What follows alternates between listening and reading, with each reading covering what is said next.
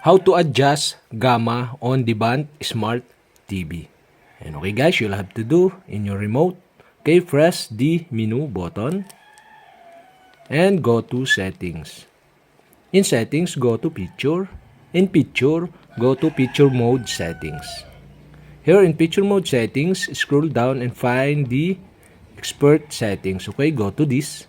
In expert settings, you can see here the gamma adjustment. The gamma adjustment is set into 2.2. And now you can adjust the gamma to alter how the TV will respond to grayscale content. In low ambient light, choose a higher number. In brighter ambient light, select a lower number. The default settings of 2.2 is recommended for most ambient light condition. And now you can adjust the gamma by go to this, and now you can see the option.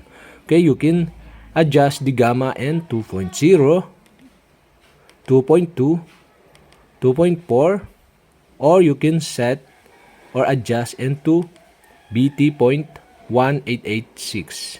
And that's it. Okay, you have successfully adjust the gamma on Devant Smart TV.